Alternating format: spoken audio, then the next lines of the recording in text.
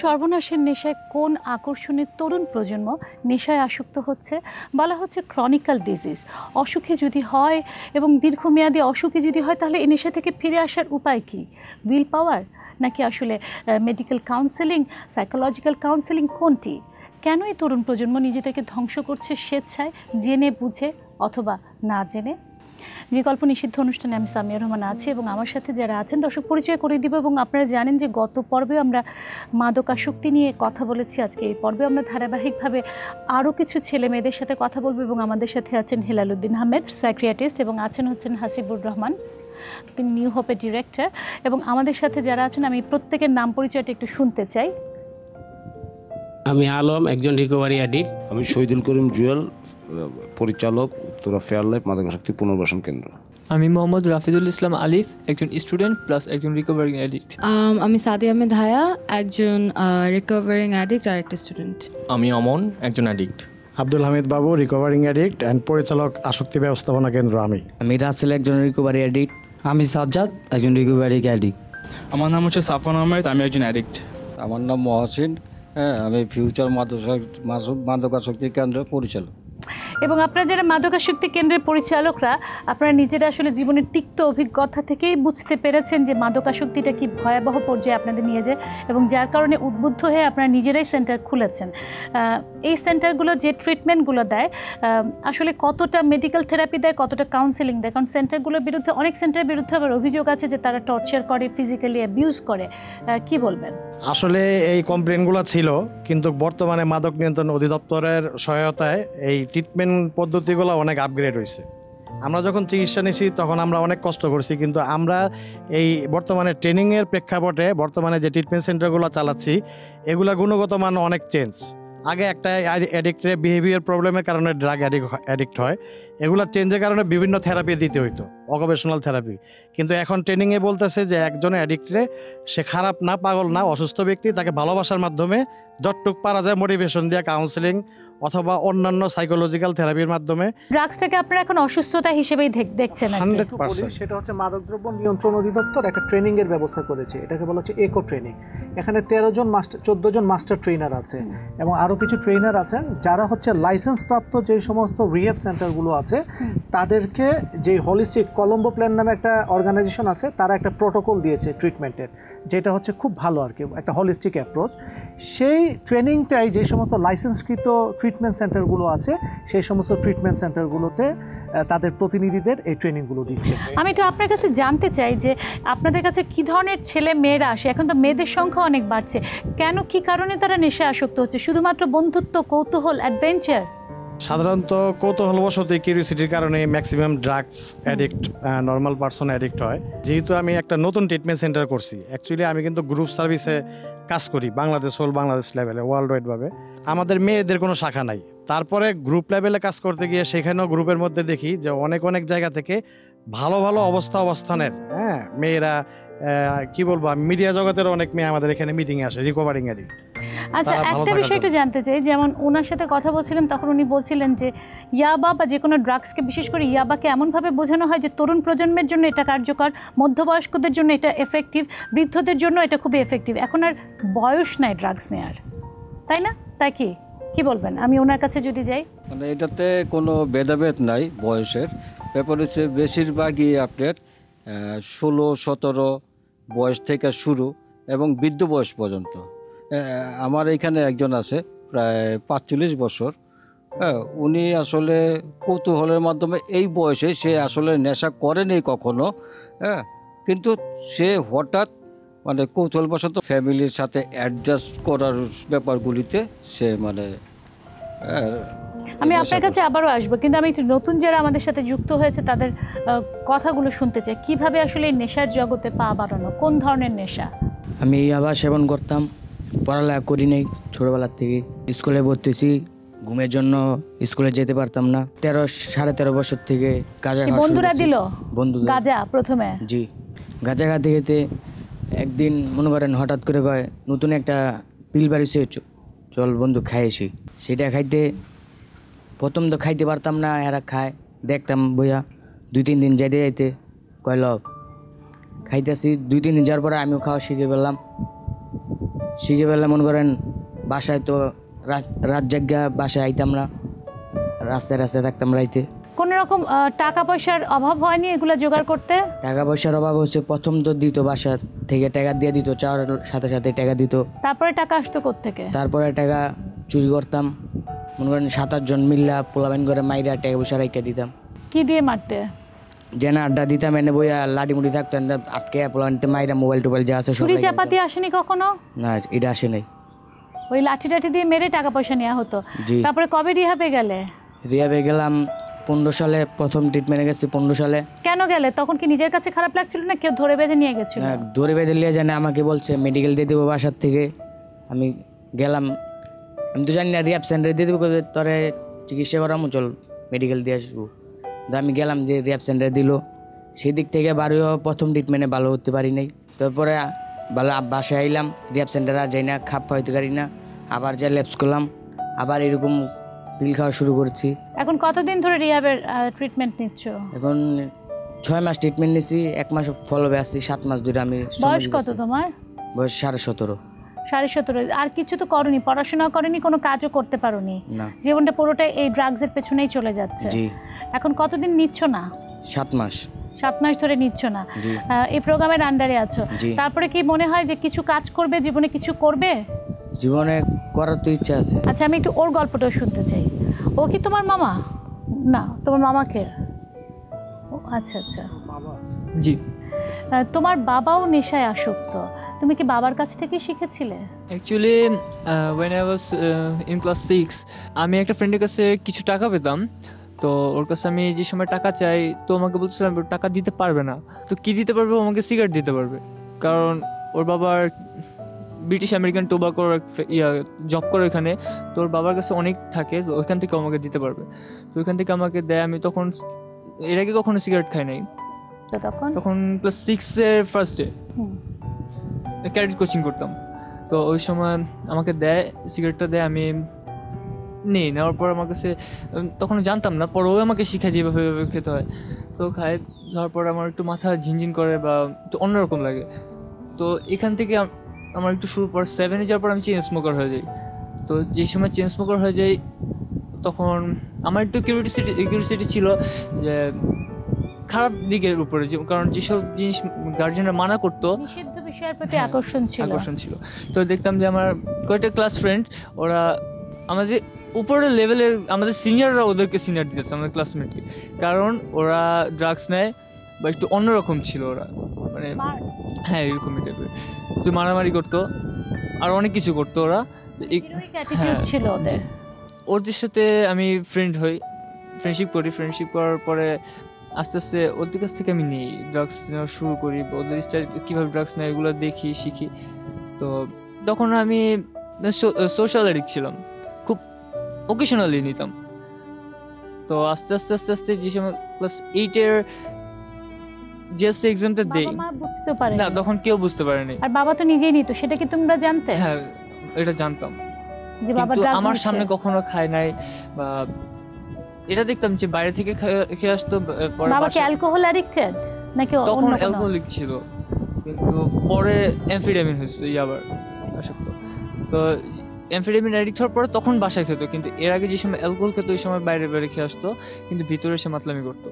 তো এইসব আমার কিছু দেখতে খারাপ লাগতো, আমার সবসময় আমি এইসব মানে ঘৃণা করতাম। তো আমার ফ্রেন্ড সার্কেলটা যে সময় নিত ওই সময় আমার খুব ভালো লাগতো। তো এইভাবে আস্তে আস্তে আমি নেওয়ার পরে আমার কাছে ভালো লাগে, এইভাবে আমার শুরু হয় ড্রাগ লাইফ। তা বাবাও তোমার রিহ্যাবে আছে, কে তোমাদের দুজনকে নিয়ে গেল? তোমরা নিজে বাবা নিয়ে আসলো তোমাকে নাকি তোমার মা পাঠিয়েছে? আমার বাবা উইলিংলি গিয়েছিল। বাবা উইলিংলি যাওয়ার পরে একদিন আমি বাসার মধ্যে ড্রাগস নিতেছিলাম অনেক রাতে। তো আমার আম্মু টের পরে আমি ওয়াশরুমের ভিতরে খাচ্ছিলাম। তো ওয়াশরুম ভেঙে আম্মু ঢুকার পর আমাকে হাতে নাতে ধরে। তো আমার বাবাকে ডাক দেয়। আমার বাবার সেন্টার যাওয়ার আগে। তো আমার বাবাও যেহেতু অ্যাডিক্ট ছিল তখন রানিং, তো সে আমাকে কিছু বলে নাই, বলছে কি ওকে সকালে ধরবো, এটা বলে আব্বু চলে গেছে। কিন্তু আম্মু অনেক বকাঝকা দেয়। আম্মু যাওয়ার পরে আমার অ্যামফেটামিনটা ফুল খাওয়া হয় না, হাফ খাওয়া ছিল। আম্মু যাওয়ার পরে আমি আবার যাই টয়লেটে যাই, আবার খাই। তো এর কয়েকদিন পরে আব্বুকে রিহ্যাবে পাঠায়। আমি বাসায় ছিলাম, তো আব্বু কি আমি একটু ভয় পেতাম, কিন্তু আব্বু আমাকে কিছু বলতো না, কারণ এতটুকু ভয় পেতো যদি আব্বু আমাকে কিছু বলে আমি যদি পাল্টা কোনো জবাব দিই তো ওনার তো বলার কোনো ভাষা নেই। হ্যাঁ, বলার কোনো ভাষা নেই, কারণ আমাকে কোনো কিছু বলতো না।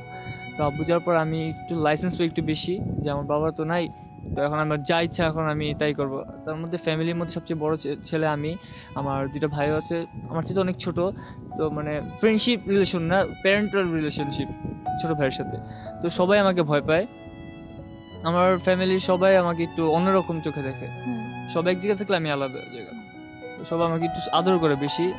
তো বাবা যাওয়ার পর আমি লাইসেন্স পাই, যেটা চাই ওটাই পাই। তো এমন সময় আস্তে আস্তে আস্তে আস্তে আমি একটু বেশি টাকার, হ্যাঁ টাকার জন্য একটু বেশি চাহিদা করি, তো আস্তে আস্তে কাহিনীটা আরো বেশি বুঝতে থাকে। টাকা কোথায় পেতে? টাকা আমি বেশিরভাগ আমার ফ্যামিলির কাছ থেকে নিতাম, বিভিন্ন মিথ্যা কথা বলে নিতাম, পরে টিউশনের টাকাগুলো নিয়ে নিতাম, স্যারের টাকাগুলা, পর আমার গার্লফ্রেন্ড ছিল গার্লফ্রেন্ডের কাছ থেকে নিতাম, এবার বাইরে এলাকার ছোট ভাইদের কাছ থেকে বা কেউ অপরিচিত কেউ যেতেছে ওকে ধরে ওর কাছ থেকে টাকা পয়সা নিয়ে, কিন্তু কখনো চুরি করিনি, এটা একটা ভালো দিক ছিল। এখনো কখনো চুরি করিনি, কিন্তু অনেক কাজ করেছি খারাপ মাঝখানে। তারপরে ডোজ বেড়ে যাওয়াতে তোমাকে তারপরে বাবা নিয়ে গেল? না, ডোজ বেড়ে যাওয়ার পরে একদিন আমার আম্মু বলে কি যে চলো তোমার বাবার সাথে একটু দেখা করে আসি সেন্টারে। তো আমি যাওয়ার পরে দেখা করে আসি সেন্টারটা, আমার কাছে খুব ভালো লাগে, অনেক সুন্দর ছিল। আসার পরে কিছুদিন পরে আবার এর আগে আমি বাসা থেকে বের হয়ে গেছিলাম, বাসা থেকে বের হয়ে একটা ফ্রেন্ডের বাসায় যে অনেক সাবস্টেন্স নেই, তো এখান বাসায় আসি, নিয়ে গেল কে? আমার মা বলছে কি চলো তোমার বাবার সাথে আবার দেখা করে আসি। তো যে সময় আবার দেখা করতে যাই ওই সময় আমাকে রেখে দেয়। তখন কি তুমি অনেক চিৎকার চেঁচামেচি করেছিলে রিহাবে না থাকার জন্য? চিৎকার চেঁচামেচি করি নাই, বাট হ্যাঁ হালকা পাতলা, অতিরিক্ত না। আমি আসবো তোমার কাছে এবং আপনাদের কাছে আসবো। এই যে বলছিল নিষিদ্ধ বিষয়ের প্রতি আকর্ষণ, এবং ড্রাগসের ক্ষেত্রে অধিকাংশেরই যেমন ওর হচ্ছে অ্যাডভেঞ্চার, লাইফে এনজয় করা, কারণ নিষিদ্ধ বিষয়ের প্রতি আকর্ষণ, কেউ বন্ধু বান্ধব স্মার্ট সেটা দেখে করা। আমি সেই প্রসঙ্গে আসবো, তার আগে আমি একটু ওর মামার কাছে যেতে চাই, যে মামাকেও নিজ হাতে ধরিয়েছিল ড্রাগসটা। প্রথমে আমার ড্রাগস নেওয়া শুরু হয় আমার ফ্রেন্ড সার্কেল দিয়ে। আমি জানতাম আমার বাসায় অনেকে খাচ্ছে বা ইউজার ছিল, আমি বাসায় কখনো খাইনি। বাসায় সবার কাছে আমি একটা ভালো ছেলে ছিলাম, বা পড়াশোনা সব দিক দিয়ে ভালো ছিলাম, সারাদিন মাঠে পড়ে থাকতাম। আর যখন আমি ড্রাগস ইউজার হলাম তখন আমার প্রথমে আমাদের একটা খেলা ছিল ফুটবল টুর্নামেন্ট। তো ফুটবল টুর্নামেন্ট থেকে আমরা ফাইনালে জিতি। তো ফাইনালে জিতার পর আমরা এখন পার্টি করব, আমাদের কিছু একটা লাগবে, কিন্তু আমরা নর্মালি কোনো সময় হাসি খুশি থাকতে পারতাম না। তো ওই সময় সব ফ্রেন্ডরা মিলে প্ল্যান করি যে আমরা আজকে ড্রাগস নিব। তো আশেপাশে মানে অনেক ছিল বিসি, যেগুলোকে বলি ব্যাড কোম্পানি। তো ব্যাড কোম্পানি আমাদেরকে বলতেছে যে টাকাগুলো দে, আমরা মানে আমাদের মানি প্রাইজ দিছিল, আর ফুটবল টুর্নামেন্ট মানি প্রাইজ পাইছিলাম আমরা। তো আমাদের টাকা দিছিল, তো আমরা টাকাগুলো দিলাম। তারপর আমাদেরকে ও ড্রাগস এনে দেয়, অ্যালকোহল আনে এবং মারিজুয়ানা আনে। তো 2টা খাই, খাওয়ার পর বাসায় যাই, বাসায় কেউ বুঝে না, আমি চুপে ঘুমাই যাই। তো পরের দিন উঠে আমি শেয়ারিং করলাম যে আমি আমি খাইছি লাইফে প্রথমবার, আমি খুব ভালো লাগছে, কি করা যায়।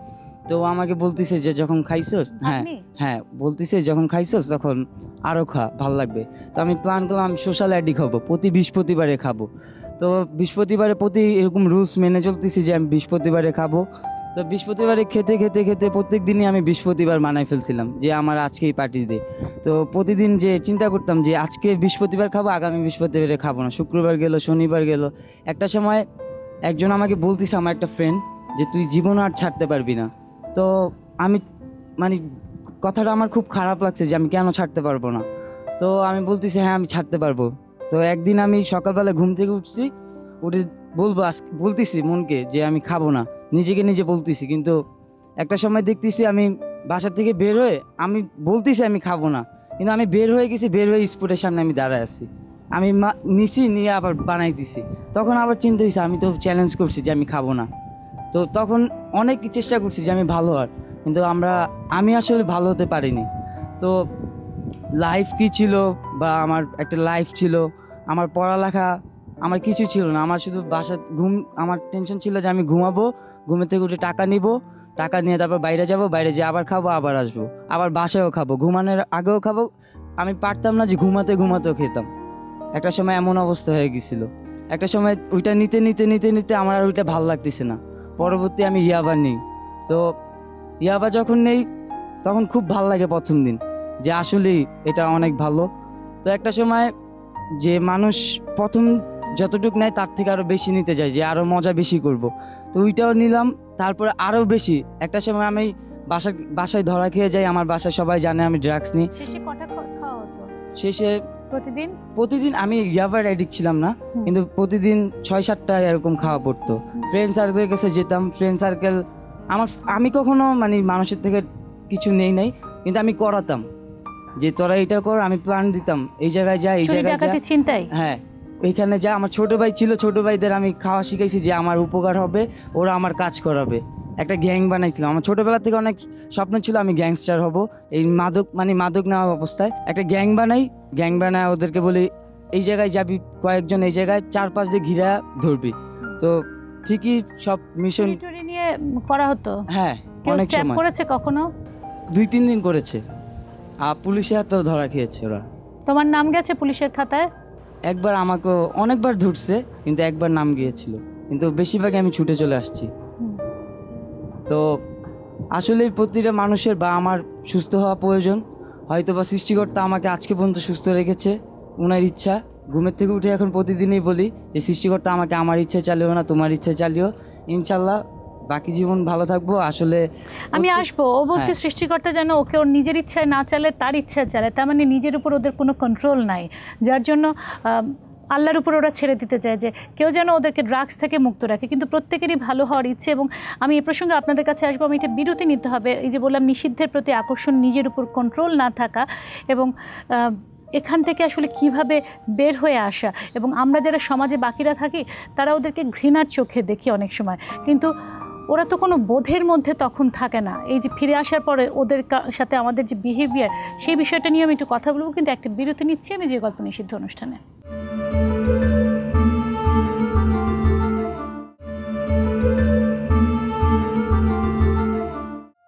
ওদের নিজেদের উপর নিজেদের কোনো কন্ট্রোল নেই। ওরা চায় ভালো হতে, কিন্তু নিজেদেরকে নিজেরা নিয়ন্ত্রণ করতে পারেন, তাই সৃষ্টিকর্তার উপর ছেড়ে দেয় যদি কেউ ওদেরকে ভালো করিয়ে দেয়। আচ্ছা, যে গল্প নিষিদ্ধ অনুষ্ঠানে আমি সামিয়া রহমান আছি মাদকাসক্তদের নিয়ে, যারা ভালো হতে চায়, লড়াই করছে, কিন্তু জানে না অনেক সময় যে কিভাবে ফিরে আসবে। হয়তো বা জানে কিন্তু বুঝতে পারে না।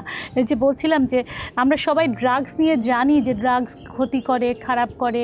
তুমি বলছিলা অ্যাডভেঞ্চার, কিন্তু কখনো নেওয়ার সময় জিনিসটা মাথায় আসেনি যে ড্রাগসটা আসলে ক্ষতি করবে, জীবনটাকে এই পর্যায়ে নিয়ে আসবে, তখন মাথায় আসেনি। নিষিদ্ধের প্রতি আকর্ষণ, এটা তো যে কোনো মানুষের স্বাভাবিক প্রবৃত্তি। তাহলে কি আমাদের প্যারেন্টসদের উচিত যে ওদের সামনে অনেক কিছু প্রকাশ করে দেয়া? আমরা বলবো যে ওদের সাথে বিষয়গুলো দায়িত্বশীলতার সাথে প্রকাশ করতে হবে।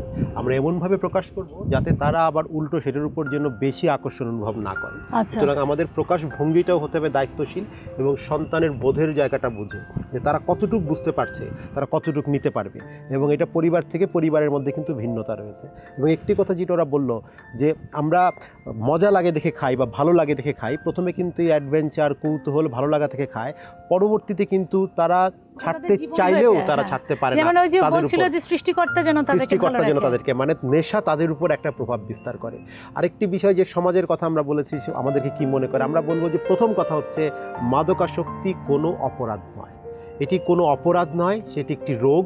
সুতরাং এদের যারা মাদকাসক্ত হয়েছে তাদেরকে অপরাধী হিসাবে কোনোভাবেই ভাবা যাবে না। এবং রোগের কারণেই তারা চিন্তায় যাই বলি না কেন সেটার মধ্যে। এবং এই রোগের একটা ট্রায়াড আছে, আমরা বলি 3 কোণা একটা জায়গা আছে, সেটাকে আমরা বলি মাদকাসক্ত, মানে ড্রাগ, সেক্স অ্যান্ড ক্রাইম।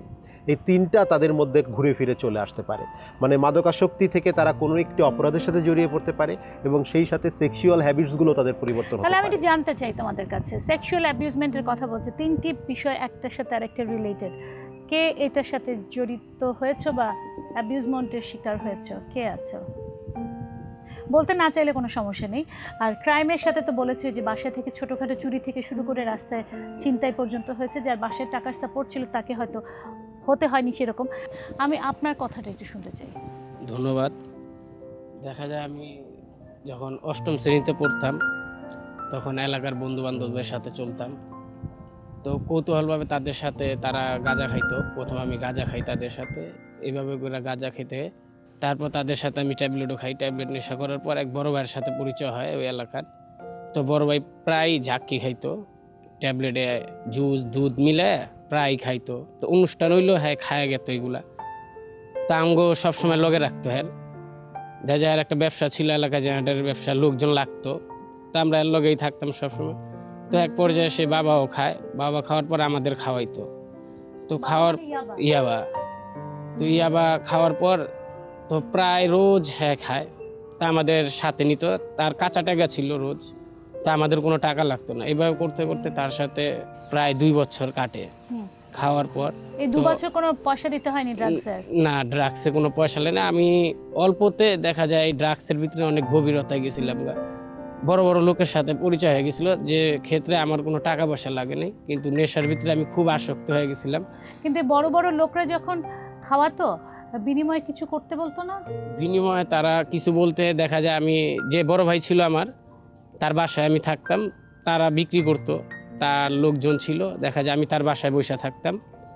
তো বাসায় বসে দেখা যায় উনি মালমূল আনতো, আনার পর দেখা যায় আমাকে ক্যারিয়ার হননি কোথাও এই ড্রাগসগুলো সাপ্লাই দেননি, নিয়ে যান? মানে খুচরা এমনি কোনো সাপ্লাই দিনই। দেখা যায় মাঝে মধ্যে যখন এলাকায় আতঙ্ক, কারণ আমাদের যে এলাকাটা পুরা ঐতিহ্য একটা স্পট, পুরান ঢাকার চাংখারপুল, দেখা যায় ওখানে যদি হাজারো পুলিশেও ধরে নিয়ে যায়, কি র্যাবেও নিয়ে যায়, এইমাত্র নিচে আবার একটু পর স্পট চালু।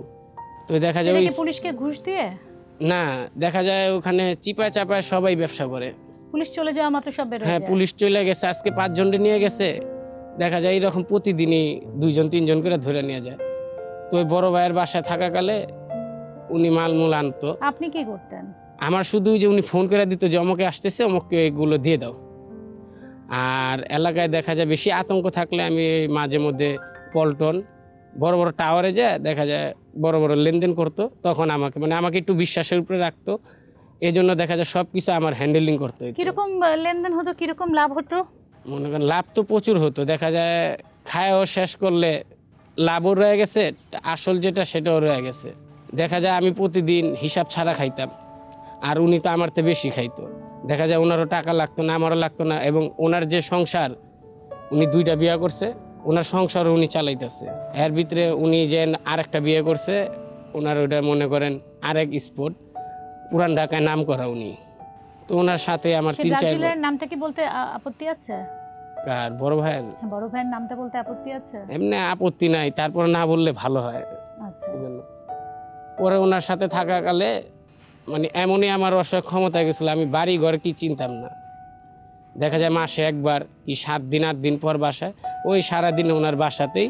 আর হয়তো মাঝে মধ্যে বড় বড় কোনো জায়গায় গেলে দেখা যায় পল্টন এই সাইড, এই ডাইনবাম যাওয়া হইতো। এছাড়া দেখা যায় ওই নেশার প্রতি আমার আসক্ত। তারপরে কিভাবে রিহাবে আসা হলো? রিহাবে আমার আম্মায় কান্নাকাটি করতো, আমি বাসায় গেতাম না, আমার ফোন দিত, আমি ফোন দিলে হয়তো রিসিভ করলাম, কইরা বলতাম যে আসতেছি, বলে মোবাইল বন্ধ 6-7 দিন। মাই পাঠিয়ে দিল। কতদিন আছেন রিহাবে?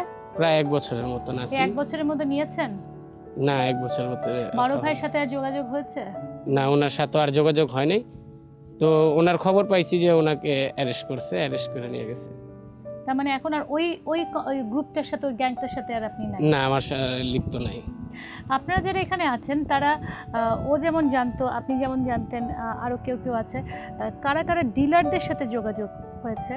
ড্রাগস যারা বিক্রি করে তাদের কাছ থেকে কাদের সাথে কার কার পরিচয় হচ্ছে? যারা বিক্রি করে, যারা বড় অ্যামাউন্টে বিক্রি করে, তারা কি স্কুলে, তুমি তো স্কুল থেকে নিয়েছো, স্কুলে এসে বিক্রি করতো? সাইকেল বিক্রি করে দিয়েছিলে? একটা ডিলার ছিল আমাদের, ও দেশের বাইরে থেকে আসছিল, তো ওর কাছে লাইক ভালো ভালো উইড পাওয়া যেত বা ড্রাগস পাওয়া যেত, যেগুলো অ্যাভেলেবেল না, লোকাল না, বাইরের স্ট্রেন। তো আমার কাছে টাকা ছিল না, আমার উইড দরকার, তো আমার কাছে সাইকেল ছিল, ওই সাইকেল পুরো ফুল সেল করে দিয়েছি উইডের জন্য। তো 4 মান্থস ফ্রি উইড পাইছি আমি। যেমন ওদের একটা অভিজ্ঞতা আছে যে ওরা একটা ফিরে আসার চেষ্টা করছে, কিন্তু নিজের উপর নিয়ন্ত্রণ নাই।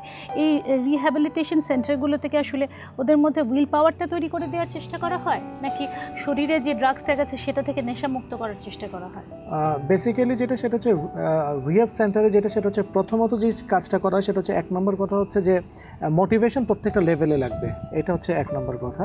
2 নম্বর কথা হচ্ছে ডিডক্সের একটা ব্যাপার আছে, যে ড্রাগস ছাড়লে পরে যেটা হয় সেটা হচ্ছে উইথড্রল হয়, প্রত্যেকটা ড্রাগসের একটা উইথড্রল আছে। তো খুব ভালো ট্রিটমেন্ট সেন্টারগুলো করাতে প্রথম যে কাজটা করা লাগবে সেটা হচ্ছে উইথড্রল যাতে ম্যানেজ করা হয়। এটা কেন ইম্পর্টেন্ট সেটাও বলে রাখি, কারণ হচ্ছে এটা একটা রিল্যাপসিং ক্রনিক ব্রেন ডিজিজ, তো যেহেতু এটা বারবার রিল্যাপস হবে, যদি উইথড্রল ঠিকমতো ম্যানেজ না করা হয়, দ্বিতীয়বার যদি সে কখনো রিল্যাপস করে তাহলে পরে কিন্তু সে ট্রিটমেন্ট সেন্টারে ভর্তি হওয়ার জন্য উৎসাহিত হবে না। ঠিক আছে, তারপরে যেটা লাগবে সেটা হচ্ছে বিহেভিয়ার চেঞ্জের জন্য। এখানে অনেক সেন্টারগুলো অনেক ধরনের অ্যাপ্রোচ ব্যবহার করে। কেউ হয়তো থেরাপিউটিক কমিউনিটি নামে একটা অ্যাপ্রোচ আছে, কেউ আছে আপনার বিহেভিয়ার চেঞ্জের জন্য কিছু কিছু টুলস, কেউ আছে সেলফ হেল্প গ্রুপ বা নার্কোটিক্স অ্যানোনিমাস। আবার কেউ কেউ এর পরের যে স্টেজটা সেটা হচ্ছে রিহ্যাবিলিটেশনের প্রসেসটা আনতে হবে। যে যেই ধরনের কাজ পারে তাকে, যেমন যে স্টুডেন্ট তার ক্ষেত্রে প্ল্যানিং করা উচিত, অর্থাৎ কাজের প্রতি উৎসাহ বাড়ানো। আমি তো তোমার কাছে জানতে চাই, তোমার ফ্যামিলির অনেকেই ড্রাগসের মধ্যে ইনভলভ ছিল, তুমি নিজেও তোমার মামাকে ধরিয়েছো, তুমি ফিরে আসার চেষ্টা করছো, ফিরে আসার পর আসলে কতটা সাপোর্ট পাচ্ছ ফ্যামিলি থেকে? এবং এই যে কাজের প্রতি উৎসাহের কথা উনি বললেন, কোনো বিষয়ে উইল পাওয়ার নিজের তৈরি হয়েছে বা কোনো বিষয়ে উৎসাহ তৈরি হয়েছে ড্রাগস ইন্টারনেট বাদ দিয়ে? ফ্যামিলি থেকে খুব ভালো সাপোর্ট পাচ্ছি এখন। যে কানেকশনটা চলে গেছিলো ড্রাগস নেওয়ার সময় ফ্যামিলির সাথে, ওইটা আবার রিবিল্ড করতেছি। ইন্টারনেট বাদে কোনো জিনিসের প্রতি আকর্ষণ বলতে গেলে পড়াশোনাটা একটা টাইমে অনেক থামাই দিছিলাম, তো বুঝতে পারছি যে আসলে আমার ফ্রেন্ডস সবাই আগায় গেছেন, আমি একই পর্যায়ে বসে আছি। তো এই জিনিসটার প্রতি আপাতত আকর্ষণ কাজ করতেছে, to get my life back আর কি, মানে ভালো একটা লাইফ লিভ করা মেইনলি। ও যেমন পড়াশোনায় নিজেকে প্রতিষ্ঠিত করার চেষ্টা করছে, ফ্রেন্ডসদেরকে দেখে ওর মধ্যে বোধহয় কমপ্লেক্স তৈরি হচ্ছে যে সবাই এগিয়ে যাচ্ছে, ওই পিছনে পড়ে আছে। আপনার নিজের ম্যারিড লাইফটা ভেঙে গেছে আপনার ড্রাগসের কারণে, আপনার বিজনেস বন্ধ হয়ে গেছে। আপনি কিভাবে নিজেকে রিকভার করবেন বা আপনি সামনে কি গোলটা রাখবেন? জি, এখন রাইট নাও আমি আসলে সেন্টারেই থাকতে যাচ্ছি এবং ইচ্ছা আছে পর্যন্ত নিজেকে কন্ট্রোল করতে না পারছি। হ্যাঁ, এবং ইচ্ছা আছে আমার এখানে প্রোগ্রামার হিসাবে কাজ করার এবং অ্যাডিক্টদের নিয়ে কাজ করার। মানে ফর দ্য টাইম বিং আমার ফিউচার প্ল্যান আপাতত এইটাই, তো এইখানেই থাকবো। সো আমি আপনার কাছে একটু যেতে চাই, বললাম যে যেটা বিভিন্ন বয়সের মধ্যে ড্রাগসটা ছড়িয়ে পড়া, উনি বললেন যেমন 45 বছর বয়সের মানুষও ড্রাগসের মধ্যে চলে যাচ্ছে। কেন? মানে সমাজে কি এত অস্থিরতা, এত অনিশ্চয়তা, এত বেশি ফ্রাস্ট্রেশন বা যেটা বলছে অ্যাডভেঞ্চার নাই, আনন্দ করার বিষয় নেই, তাই কি? নাকি মানে রিহ্যাবিলিটেশন সেন্টারে যে সমস্ত ছেলেমেয়েগুলো আসছে তারা কি সবার সামনে কি এটা হতাশা নাকি সঙ্গদোষ বা নিছক কৌতূহল? এটা আসলে বিভিন্ন কারণ হইতে পারে। আমার দৃষ্টিভঙ্গিতে বিভিন্ন লেভেলের যে লোকজন, কেউ কেউ লাইফে হয়তো ফেলোর, অবসাদ, তার কোনো ভাল লাগে না, এই কারণে হয়তো ড্রাগস নিতে পারে। যারা বয়স্ক তাদের ক্ষেত্রে বলছি। আর টিনেজ যারা, তারা উঠতি বয়সের ভিলেন ক্যারেক্টারগুলো ভাল লাগে, যে অনেকে বলে গেছে কিউরিওসিটি, একটা ভাব আইসা পড়ে, উঠতি বয়সের ছেলেপেলেরা এরকম। আবার কিছু সংখ্যক লোক আছে যারা ইলিগেল সেক্স, মানে লিগেলি ওয়াইফ যেটা আছে ওইটা ছাড়া দেখা যায় যে অন্যের ওই ওয়াইফের সাথে পরক্রিয়া যেটা আমরা বলি, এগুলো অ্যাফেয়ার থাকে। তো সেক্ষেত্রে সে অ্যাবিউজ করার জন্য অনেক সময় চুজ করে এই বৃদ্ধ যারা, তারা এই সমস্ত কারণে ড্রাগসে, মানে ম্যাচিউর যারা অন্য মেয়েদেরকে কনভিন্স করার জন্য ড্রাগস মধ্যে একটা আলাদা পার্সোনালিটি আসে, এরকম সে মনে করতে পারে। এই কারণে মানে সে নিজে ড্রাগস দিচ্ছে না মেয়েগুলোকে ড্রাগস দিচ্ছে? না, সে নিজে একটা সময় হয়তো ওই তার যে লাইফ পার্টনার বা ওই যে ইলিগাল পার্টনার তাকেও হয়তো ইনফ্লুয়েন্স করছে, এরকম আছে, আমরা দেখছি বা শুনছি। যেমন ওনারা শুরুতে বলছিলেন যে ও বলছিল ট্রেন্ড ড্রাগস নেওয়াটা, এখন অনেকে বলছে স্মার্টনেস, অনেকে বলছে সেক্সুয়াল আর্জ বাড়ে, মানে বিভিন্ন রকম কথাগুলো বলা হচ্ছে। আসলেই কি তাই? এনার্জি বাড়ে এগুলো বলা হচ্ছে। আমি মনে করি প্রত্যেকটা ড্রাগের পিছনেই এক একটা টার্নিং পয়েন্ট আছে। এই টার্নিং পয়েন্টগুলা ওই যে একটু আগে বললাম যে ভিলেন ক্যারেক্টারগুলো অনেকের ভালো লাগে। স্কুল লাইফে আমরা সবাই স্কুলে গেছি, ওইখানে শিক্ষা দিছে যে সরয়ত অসৎসঙ্গ ত্যাগ করো, আমরা কিন্তু শুনিনি। আমরা ওই সময় বই রাইখা স্কুল ফাঁকি দিয়া ছবি দেখতে গেছি, আমরা ওই যে রাজনৈতিক মিছিল মিটিংগুলোতে গেছি। এরকম কিছু কিছু ভিলেন ক্যারেক্টারগুলো তখন থেকে স্কুল লাইফ থেকে আমাদের ওই টার্নিং পয়েন্টগুলো ঢুকছে। আকর্ষণ থাকবে, কিন্তু আমার প্রশ্নটা হচ্ছে ওরা যেমন ওদেরকে জিজ্ঞেস করলাম ড্রাগসের ব্যাপারটা কিন্তু সবাই জানে, কিন্তু তারপরে ওদের মাথার মধ্যে ওই চিন্তাটাই ছিল না। আকর্ষণ থাকা নিজের ধ্বংস করা, মানে তার মানে আমরা যেমন এইডসের প্রতি সচেতনতা বাড়ান, একটা মানুষের ভয় ঢুকে গেছে, নিরাপদ বিষয়গুলো তারা চেষ্টা করছে, প্রোটেকশনের ব্যাপার চেষ্টা করছে, ড্রাগসের ব্যাপারটা তার মানে আমরা তাহলে ছড়িয়ে দিতে পারি নাই সমাজে নাকি? আমরা ছড়িয়ে দিছি, এটা কেউ কেউ পজিটিভলি দেখছে, আবার কেউ কেউ নেগেটিভলি দেখছে। এই যে মেসেজটা গুরুত্ব সহকারে, যেমন বর্তমানে বাংলাদেশ সরকারের প্রাইম মিনিস্টার, যে গণপ্রজাতন্ত্রী বাংলাদেশ সরকারের প্রধানমন্ত্রী, ওই জঙ্গিবাদের সমতুল্য লোকেরা কিন্তু মাদককেও সব জায়গার মধ্যে প্রায়োরিটি দিচ্ছে, যে না বলো প্রায়োরিটি দেওয়া হচ্ছে। কিন্তু আমাদের সমাজে মাদকাসক্তের সংখ্যা অনেক বাড়ছে এবং স্কুল ক্লাস 5-6 থেকে শুরু করে মানে একেবারে ছোটোবেলা থেকেই তো আসছে, কেউ 2 থেকে স্মোকিং শুরু করেছে, তারপর অন্যান্য ড্রাগসের মধ্যে ঢুকে গেছে। আমি একটু আপনাদের কাছে জানতে চাই, এই যে উনি বলছেন যে বিভিন্নভাবে এই ড্রাগসটাকে নেওয়া হচ্ছে, এই যে বলা হচ্ছে কৌতূহল বা যে সেক্সুয়াল আর্জ বলা হচ্ছে, বা মানে ডায়েটিংয়ের ব্যাপারটা বলা হচ্ছে, বা ট্রেন্ড বা এনার্জি, এগুলো কি আসলে ড্রাগসের ক্ষেত্রে কোনোটা হয় নাকি এগুলো আসলে যারা ড্রাগস বিক্রি করে তাদের একটা ভুল প্রচারণা? কিছু কিছু ড্রাগসের ক্ষেত্রে যেগুলোকে আমরা বলি যে বায়োলজিক্যাল ডিপেন্ডেন্সি আছে, ফিজিক্যাল ডিপেন্ডেন্সি আছে, যেমন ইয়াবা, অ্যালকোহল, এগুলোর ক্ষেত্রে কিন্তু কোনো কোনো ক্ষেত্রে তারা যেটা বলে প্রাথমিক অবস্থায় হয়, মানে শুরুর দিকে হয়। প্রথম কয়েকবার ড্রাগ নিলে তার যে আর্টস, সেক্সুয়াল আর্টস, সেটা বেড়ে যেতে পারে, তার যে খিদে কমে যাওয়ার কারণে তার ওজন কমে যেতে পারে, কিন্তু পরের দিকে কিন্তু সম্পূর্ণ বিপরীত অবস্থায় চলে যায়। পরে মানে কতটা পরে, 2 মাস 3 মাস পরে? এটা হচ্ছে ব্যক্তি থেকে ব্যক্তিতে কিন্তু ভ্যারিয়েশন আছে। কারো 2 মাস 3 মাস পরে, কারো আরও দীর্ঘদিন পরে, কারো অল্প কিছুদিন পরে দেখা যায় তখন যেই কারণে সে ড্রাগটা নিচ্ছিল তার সেক্সুয়াল আর্টসটা বাড়ানোর জন্য সেটি কিন্তু অনেক অনেক গুণ আবার কমে যেতে থাকে। এবং আরেকটি জিনিস যে তারা প্রথমেই ড্রাগটা নেওয়া শুরু করে এবং তাদের মধ্যে দুটো ধারণা থাকে যে আমি ইচ্ছা করলে এটা ছাড়তে পারবো, কিন্তু প্রকৃত সত্য হচ্ছে কেউ কিন্তু যখন আসক্ত হয়ে যায় তারা কিন্তু কেউ ইচ্ছা করলে এটা ছাড়তে পারে না, তখন আরেকজনের সাহায্য তাদের লাগে। আমি আসবো, আমাকে আবারও একটা বিরতি নিতে হচ্ছে, কিন্তু এবং ওনারা যেটা বলছেন ইচ্ছা করলেই সম্ভব নয়, এই আসক্তি থেকে মুক্তি পাওয়া খুব বেশি উইল পাওয়ার, খুব বেশি আসলে সাপোর্ট এবং পরিবার পরিজনের সাপোর্টটাও এক্ষেত্রে দরকার। এই জন্যই বলা হচ্ছিল যে সৃষ্টিকর্তা যদি নিজেদেরকে কন্ট্রোল করতে পারে। একটা বিরতি নিয়ে আমি ফিরছি যে গল্প নিষিদ্ধ অনুষ্ঠানে।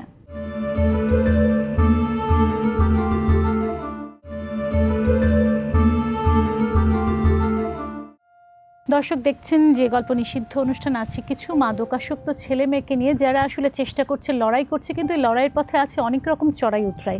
যেমন একটা প্রসঙ্গ আমি তুলতেই চাই, ড্রাগস ওদের কাছে এখন খুবই ইজিলি অ্যাভেলেবেল হয়ে গেছে, হাতের কাছে চাইলেই ফোন দিলেই চলে আসে এবং ফার্মেসি থেকেও ইজিলি পাওয়া যায়।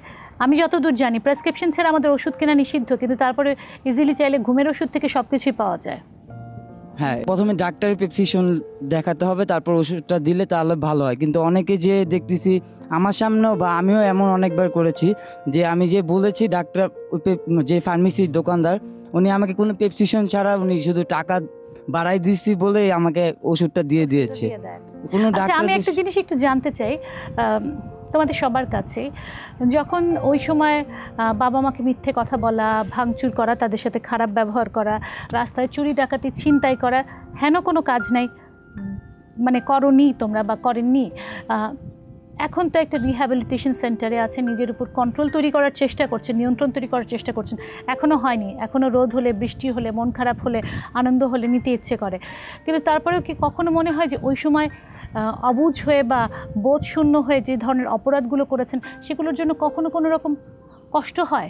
কষ্ট হবে। যখন ড্রাগ ইউজার ছিলাম তখন তো মাথায় আসে না যে কি করতেছি বা কি হইতেছে, কিন্তু যখন ইন হাউসে ছিলাম, মানে রিহ্যাবে ছিলাম, তখন এতগুলা টাইম পড়ে আছে চিন্তা করার আমি কি কি করে আসছি, তখন নিজের আবার চরিত্র দিকে দেখতে হইতো আমি কি কি করে আসছি, আমার কি কি দরকার চেঞ্জ করার জন্য। ও যেমন ওর গার্লফ্রেন্ডের কাছ থেকে টাকা নিয়েছে, তুমি তোমার আগে গার্লফ্রেন্ডের কাছে টাকা নিতে?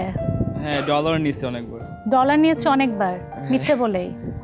বলছি লাগবে আর্জেন্ট, দিয়ে দিত। একবার চুরি করছিলাম পার্স থেকে। ওর পার্স থেকে চুরি করেছিলে, তারপর সে মেয়ে তোমাকে ছেড়ে গেছে? ছেড়ে যাওয়ার লজিক্যাল কারণ আছে? ছেড়ে যায় না আর কি, আমি ডাম্প করছি। তুমি ডাম্প করেছো? প্রোগ্রামে পরে ডাম্প করছি। হ্যাঁ, কারণ ও অ্যালকোহলিক ছিল এই জন্য। ও দুজনই তোমরা তার মানে একটা ইয়ের মধ্যে ছিলে? ও আমার জন্য ইম্পোর্ট করে নিয়ে আসতো পেপার, তো আমার জন্য রোল করে দিত। আর এখন যে মেয়েটা আছে সে মেয়েটা কি এগুলোর মধ্যে আছে? ও ডিসেন্ট। হ্যাঁ, ও ডিসেন্ট। আচ্ছা, তার মানে তোমার মনে হচ্ছে যারা নিচ্ছে না তারা ডিসেন্ট? হ্যাঁ, অ্যাটলিস্ট এইটুকু রিয়েলাইজেশনটা অনেকটা গুরুত্বপূর্ণ। কারো কি আসলে যারা অপরাধের মধ্যে জড়িয়ে গেছিলেন কারো কোনো অনুশোচনা হয়? হ্যাঁ, হবে, সবারই হয় একটা টাইমে। ইটস লাইক গিল্ট কাজ করে যে আমি নিজে তো ড্রাগস নিছি, আরও আমার ফ্রেন্ড সার্কেল যারা ছিল ওরাও আমার সাথে নিছে, ইভেন কি আমার ফ্যামিলি মেম্বার্সরাও আমার সাথে নিছে। তোমার অনেক মেয়ে ফ্রেন্ডও তো নিয়েছে? আমি মেয়েদের সাথে একটু কম সোশ্যালাইজ করতাম, সো ছেলেরা বেশি নিয়েছে। হ্যাঁ, আমার সবগুলি ফ্রেন্ডসই নিত, তো আমি প্রথম কম ড্রাগস নিতাম, বাট ওদের সাথে চলতে আরও বেশি ড্রাগস নেওয়া হয়ে যেত। এখন আর ওদের সাথে যোগাযোগ না? আচ্ছা, একটা প্রসঙ্গ আমি একটু আসতে চাই, যেটা বলা হচ্ছে যে ড্রাগ অ্যাডিক্টেড যারা আছে তাদেরকে এখনও সোসাইটি সেভাবে দেখে না এবং ফ্যামিলির যে সাপোর্ট সে প্রসঙ্গে আসলে কথা শুনতে চাই। মানে এবং এই ক্ষেত্রে একটা অনেকে অভিযোগ করেন যে যখনই কোনো ছেলে মেয়ে ড্রাগ অ্যাডিক্টেড হয় বাবা মার উপর দায়ভারটা চলে আসে। সব দায় কি আসলে বাবা মার? না, আসলে সব দায় বাবা মার নয়, তবে আমরা বলবো বাবা মা কিন্তু চাইলে বিষয়টাকে অতি দ্রুত অনেক আগে থেকেই শনাক্ত করতে পারেন এবং চিকিৎসার জন্য, যেমন ওরা যেমন বললো বাবা দেখেছে সিগারেট খেতে, বাবা দেখেছে ড্রাগস নিতে, কিন্তু কিছু বলেনি। ডিনায়ালের মধ্যে থাকে তারা এই জিনিসটাকে স্বীকার করতে চায় না, একটা ডিফেন্স নিয়ে থাকে নিজেদের মধ্যে যে আমার সন্তান ড্রাগ নিচ্ছে না। আমরা অনেক সময় জিজ্ঞাসা করি যে মা হয়তো জানেন কিন্তু বাবাকে জানাচ্ছেন না, তার বাবার কাছ থেকে আড়াল করে রাখছেন। আড়াল করে রাখাটা কিন্তু একটা খুব বিপজ্জনক। যখন তাদের দেয়ালে পিঠ থেকে যায়, যখন এই যে টাকা চুরি করা শুরু হয়, ঘর থেকে জিনিসপত্র সরানো শুরু হয়, তখন কিন্তু তারা আমাদের কাছে নিয়ে আসে। ফলে শুরুতেই যদি তারা খানিকটা মনে করতে পারেন, তখন যদি নিয়ে আসে কারো কাছে এই যে প্রফেশনাল হেল্পের জন্য, তখন কিন্তু উপকারটা অনেক বেশি হয়।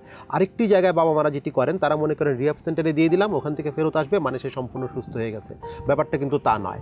রিহাব সেন্টার থেকে বাড়িতে আসার পরেও কিন্তু দীর্ঘদিন একটা প্রোগ্রাম চলতে থাকে, তখন কিন্তু সাপোর্টটা খুব দরকার। সেই সময়টাতে আমরা অনেক বাবা মাদেরকে দেখি তারা সাপোর্টের বদলে কিন্তু অনেক কিছু করেন যা তাদের জন্য কষ্টের কারণ হয়। তখন বেশি আরো সন্দেহ করেন, চোখ লাল হয়ে আসলে। এই সন্দেহটা কি তোমাদেরকে খুব বিরক্তি তৈরি করে? অনেক ছেলেরা এখন যারা সেন্টারে সময় দিচ্ছে, তাদের একটা মেইন কারণ হচ্ছে ফ্যামিলিতে গেলে পরে তারা পরিবার সন্দেহ করতেছে, ঠিকমতো তাদের বুঝতে পারতেছে না, যার কারণে তারা মনে করে যে সেন্টারের জায়গাটা তাদের কমফোর্টেবল। আর আরেকটা জিনিস, ইম্পর্টেন্ট জিনিস আছে, সেটা হচ্ছে গার্ডিয়ান সবসময় বলেন যে আমার ছেলে এতটা খারাপ না, ওর বন্ধু ওকে খারাপ করছে। তো আমরা বলি এটাকে রিজেকশন, মানে সে যখন রিহাব থেকে গেল তখন ফ্যামিলি যদি তাকে রিজেক্ট করে আবার, মানে যে তোমার চোখ লাল কেন, সে হয়তো একটা সিনেমা দেখে এসেছে বাইরে থেকে, তোমার চোখ লাল কেন, নিশ্চয়ই তুমি আজকে নেশা করেছো। ফলে এই না জেনেই মন্তব্য করাটা কিন্তু তাদের জন্য অনেক বেশি পীড়াদায়ক এবং এটি অন্যতম একটি রিলাফ ফ্যাক্টর।